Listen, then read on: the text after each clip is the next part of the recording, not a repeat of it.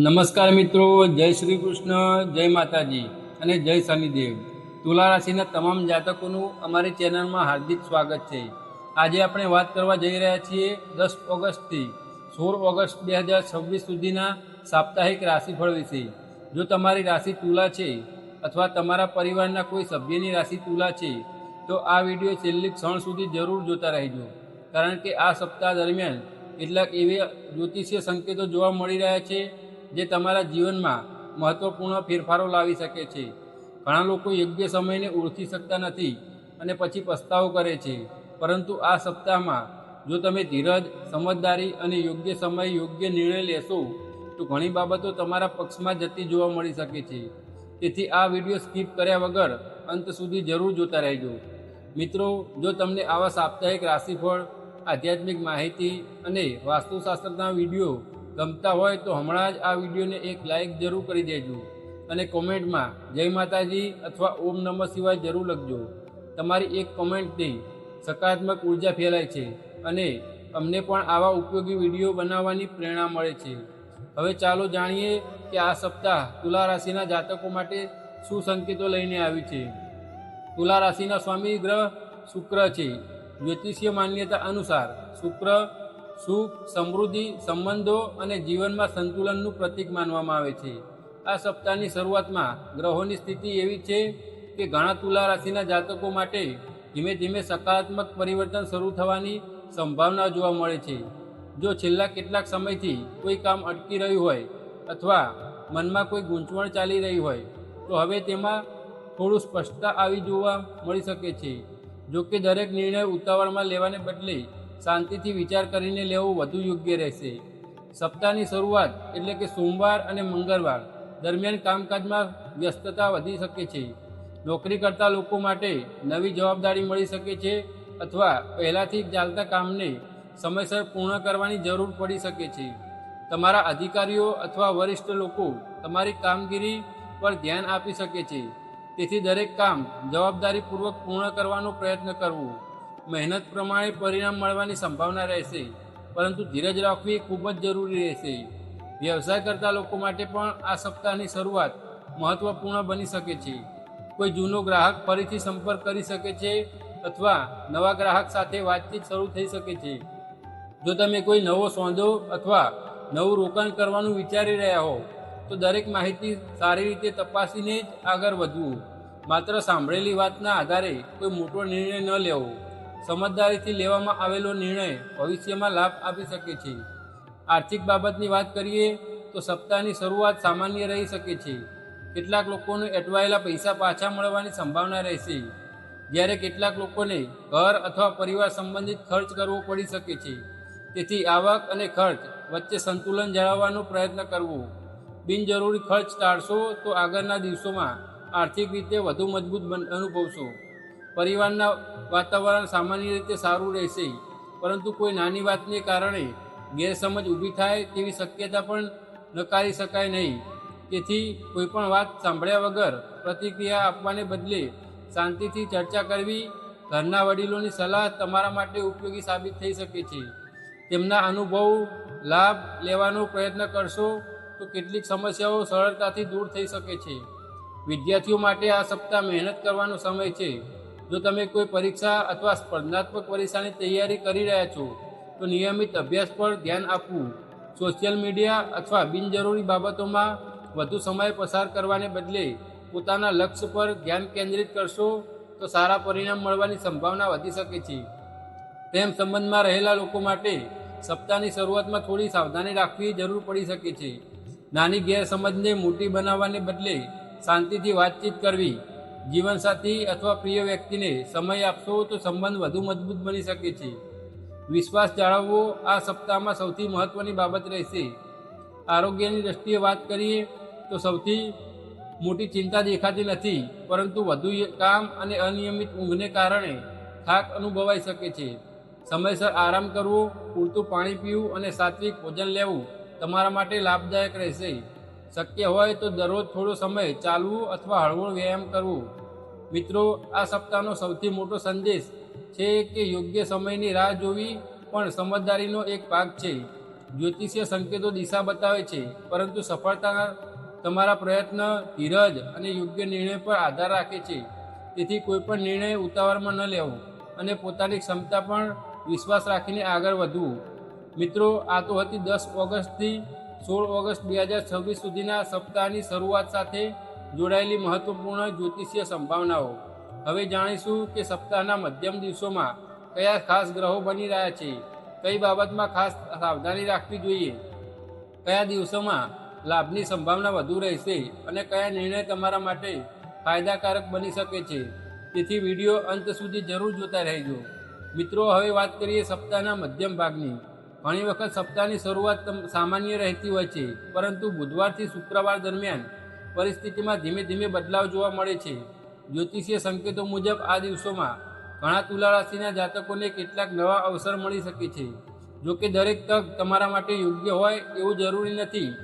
તેથી કોઈપણ નિર્ણય લેતા પહેલાં સંપૂર્ણ માહિતી મેળવીને જ આગળ વધુ યોગ્ય રહેશે. જો તમે નોકરી કરી રહ્યા છો તો આ દિવસોમાં તમારા કામની નોંધ લેવામાં આવી શકે છે. તમારા અધિકારીઓ અથવા વરિષ્ઠ લોકો તમારી કામગીરીથી ખુશ થઈ શકે છે. કેટલાક લોકોને નવી જવાબદારી અથવા નવા પ્રોજેક્ટમાં કામ કરવાની તક મળી શકે છે. જો કે કામનું દબાણ થોડું વધી શકે છે, પરંતુ સમયનું યોગ્ય આયોજન કરશો તો મોટાભાગના કામ સમયસર પૂર્ણ થઈ શકે છે. ઓફિસમાં કોઈ સહકર્મી સાથે મતભેદ થાય તો શાંતિથી વાત કરીને ઉકેલ લાવવાનો પ્રયત્ન કરવો. ઉતાવળમાં બોલેલા શબ્દો પછીથી સંબંધ બગાડી શકે છે. વ્યવસાય કરતા લોકો માટે પણ આ સમય આશાજનક બની શકે છે. લાંબા સમયથી અટકેલી કોઈ વાતચીત ફરી શરૂ થઈ શકે છે, અથવા કોઈ નવો ગ્રાહક તમારા સંપર્કમાં આવી શકે છે.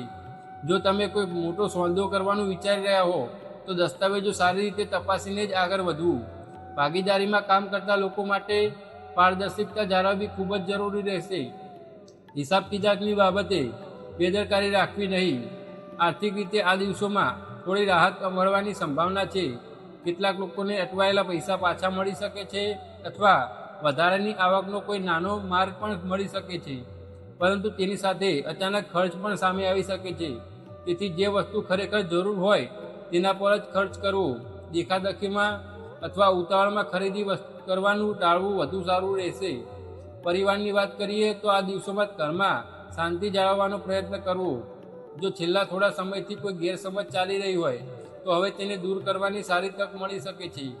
ઘરના વડીલોની સલાહ તમારા માટે ખૂબ જ ઉપયોગી સાબિત થઈ શકે છે. પરિવારના સભ્યો સાથે થોડો સમય પસાર કરવાથી મન પણ હળવું રહેશે અને સંબંધોમાં પણ મીઠાશ આવશે. પ્રેમ સંબંધમાં રહેલા લોકો માટે આ સમય વિશ્વાસ વધારવાનો રહેશે. જો કોઈ વાતને લઈને મનમાં શંકા હોય તો તેને લાંબા સમય સુધી રાખવાને બદલે ખુલ્લા દિલથી વાત કરવી. જીવનસાથી અથવા પ્રિય વ્યક્તિની લાગણીઓને સમજવાનો પ્રયત્ન કરશો તો સંબંધ વધુ મજબૂત બની શકે છે. નાની વાતને મોટી બનાવવાને બદલે સમજદારીથી આગળ વધવું. વિદ્યાર્થીઓ માટે આ સમય ખૂબ જ મહત્વપૂર્ણ બની શકે છે. જો તમે નિયમિત મહેનત કરી રહ્યા છો તો તેનો લાભ ધીમે ધીમે મળવા લાગશે. શિક્ષકોનું માર્ગદર્શન અને વડીલોની સલાહ તમને યોગ્ય દિશા બતાવી શકે છે. અભ્યાસ દરમિયાન ધ્યાન ભટકે નહીં તેનું ખાસ ધ્યાન રાખવું. સમયનું યોગ્ય આયોજન જ સફળતાની ચાવી બનશે. આરોગ્યની દ્રષ્ટિએ આ દિવસોમાં ખાસ કરીને માનસિક શાંતિ જાળવવી જરૂરી રહેશે. વધુ કામ અથવા વધુ ચિંતા કરવાને કારણે થાક અનુભવાઈ શકે છે. સમયસર આરામ કરવો, નિયમિત ઊંઘ લેવી અને પૂરતું પાણી પીવું તમારા માટે લાભદાયક રહેશે. શક્ય હોય તો દરરોજ થોડો સમય ધ્યાન, પ્રાર્થના અથવા ચાલવા માટે કાઢવું. મિત્રો, જો તમે આધ્યાત્મિક ઉપાય પર વિશ્વાસ રાખતા હો તો આ સપ્તાહ દરમિયાન શુક્રવારના દિવસે માતા લક્ષ્મીનું સ્મરણ કરો અને શક્ય હોય તો ઘીનો દીવો પ્રગટાવીને પ્રાર્થના કરો. તેનાથી મનમાં સકારાત્મકતા વધશે. શનિવારે શનિદેવનું સ્મરણ કરીને પોતાની ક્ષમતા મુજબ જરૂરિયાતમંદ વ્યક્તિને દાન કરશો તો મનને શાંતિનો અનુભવ થઈ શકે છે. યાદ રાખો કે દાનનું મહત્ત્વ તેની રકમમાં નહીં પરંતુ ભાવનામાં હોય છે. એક ખાસ વાતનું ધ્યાન રાખજો મિત્રો, આ દિવસોમાં કોઈ વ્યક્તિ તમને ઝડપથી નફો આપવાનું વચન આપી શકે છે અથવા કોઈ મોટી તક વિશે કહી શકે છે. આવી સ્થિતિમાં માત્ર સાંભળેલી વાતના કારણે નિર્ણય ન લેવો. દરેક માહિતીની સારી રીતે તપાસ કરીને જ આગળ વધવું. સમજદારીથી લેવામાં આવેલો નિર્ણય ભવિષ્યમાં તમારા માટે વધુ લાભદાયક સાબિત થઈ શકે છે. મિત્રો, અત્યાર સુધી આપણે સપ્તાહની શરૂઆત અને મધ્યમ ભાગ વિશે જાણ્યું. હવે જાણીશું કે શનિવાર અને રવિવાર દરમિયાન ભાગ્ય તમને કયા નવા સંકેતો આપી શકે છે, કયા દિવસો વધુ શુભ રહી શકે છે, કઈ બાબતમાં ખાસ સાવધાની રાખવી જોઈએ અને આ સમગ્ર સપ્તાહ માટે એક સરળ આધ્યાત્મિક ઉપાય પણ જાણીશું. તેથી વિડીયો અંત સુધી જરૂર જોતા રહેજો.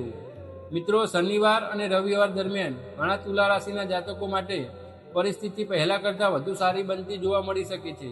આખા સપ્તાહ દરમિયાન તમને જે મહેનત કરી હશે, જે ધીરજ રાખી હશે અને જે સમજદારીથી નિર્ણય લીધો હશે તેનું થોડું ઘણું પરિણામ હવે જોવા મળી શકે છે.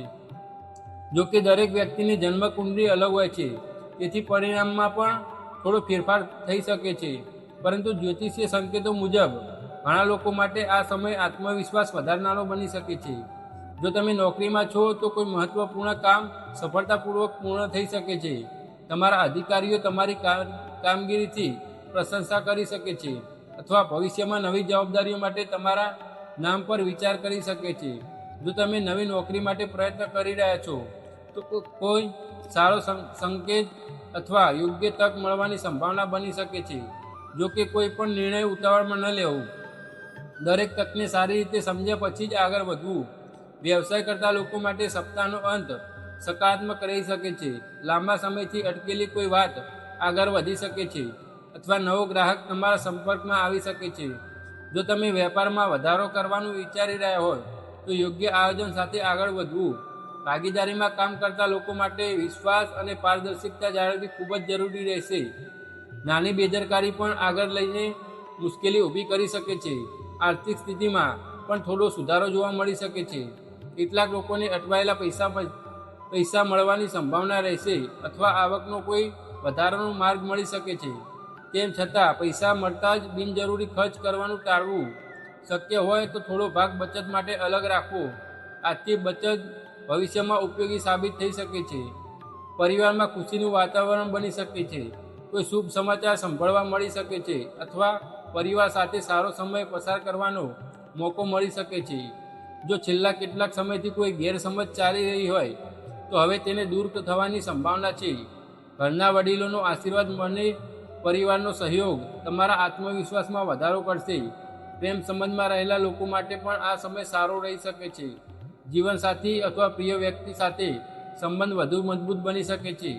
જો તમે અવિવાહિત છો તો કોઈ નવા પરિચયની શરૂઆત થઈ શકે છે. પરંતુ કોઈપણ સંબંધમાં આગળ વધતા પહેલાં સામેની વ્યક્તિને સારી રીતે સમજવી જરૂરી રહેશે. વિશ્વાસ અને સન્માન કોઈપણ સંબંધનો સૌથી મજબૂત આધાર હોય છે. વિદ્યાર્થીઓ માટે સપ્તાહનો અંત પ્રેરણાદાયક બની શકે છે. નિયમિત મહેનત કરનાર વિદ્યાર્થીઓને આત્મવિશ્વાસમાં વધારો અનુભવાશે. જો તમે કોઈ સ્પર્ધાત્મક પરીક્ષા અથવા ઇન્ટરવ્યૂની તૈયારી કરી રહ્યા છો તો સતત પ્રયત્ન ચાલુ રાખો. સફળતા ઘણી વખત સતત મહેનત કરનાર લોકોને જ મળે છે. આરોગ્યની દ્રષ્ટિએ શરીર કરતાં મનની શાંતિ વધુ મહત્ત્વની રહેશે. જો તમે છેલ્લા કેટલાક દિવસોથી વધુ કામ કરી રહ્યા હો તો થોડો આરામ કરવો, સમયસર ભોજન લેવું, પૂરતી ઊંઘ લેવી અને રોજ થોડો સમય પોતાના માટે કાઢવો. મન શાંત રહેશે તો નિર્ણય લેવાની ક્ષમતા પણ વધુ સારી રહેશે. મિત્રો, જો તમે આધ્યાત્મિક ઉપાયમાં વિશ્વાસ રાખતા હો તો આ સપ્તાહ દરમિયાન શુક્રવારના દિવસે માતા લક્ષ્મીનું સ્મરણ કરીને ઘીનો દીવો પ્રગટાવી શકો છો. તેમજ શનિવારે શનિદેવનું સ્મરણ કરીને પોતાની શક્તિ મુજબ જરૂરિયાતમંદ વ્યક્તિને દાન કરી શકો છો. આવા સારા કર્મો મનમાં સકારાત્મકતા અને શાંતિનો અનુભવ કરાવે છે. એક મહત્વપૂર્ણ વાત હંમેશા યાદ રાખજો મિત્રો, જ્યોતિષીય ભવિષ્યની સંભાવનાઓ દર્શાવે છે, પરંતુ જીવનની દિશા આપણા કર્મ, મહેનત અને નિર્ણયથી નક્કી થાય છે. તેથી માત્ર ભાગ્યના ભરોસે બેસી રહેવાને બદલે સતત પ્રયત્ન કરતા રહો, સારા વિચારો રાખો, સારા કર્મ કરો અને ભગવાન પર શ્રદ્ધા રાખો. યોગ્ય સમય આવે ત્યારે મહેનતનું ફળ જરૂર મળતું હોય છે. મિત્રો, આશા રાખું છું કે 10 ઓગસ્ટથી 16 ઓગસ્ટ 2026 સુધીનું તુલા રાશિનું આ સાપ્તાહિક રાશિફળ તમને પસંદ આવ્યું હશે. જો આ માહિતી તમને ઉપયોગી લાગી હોય તો આ વિડીયોને એક લાઈક જરૂર કરજો અને તમારા પરિવાર તથા મિત્રો સાથે પણ શેર કરજો, તેથી તેઓ પણ આ માહિતીનો લાભ લઈ શકે. અને હવે કોમેન્ટમાં જરૂર લખજો જય માતાજી અથવા ઓમ નમઃ શિવાય. તમારી એક કોમેન્ટ અમને નવા વિડીયો બનાવવા માટે પ્રેરણા આપે છે અને ભક્તિનો માહોલ પણ બનાવે છે. જો તમે અમારી ચેનલ પર નવા હો તો આવી જ રાશિફળ, વાસ્તુશાસ્ત્ર, આધ્યાત્મિક જ્ઞાન અને ધાર્મિક માહિતીથી ભરપૂર વિડીયો જોવા માટે હમણાં જ ચેનલને સબસ્ક્રાઈબ કરો અને બેલ આઇકન દબાવવાનું ભૂલશો નહીં, જેથી આવનારા દરેક નવા વિડીયોની માહિતી તમને સૌથી પહેલાં મળી રહે. જય શ્રી કૃષ્ણ, જય માતાજી, જય શનિદેવ. ફરી મળીશું એક નવા વિડીયોમાં.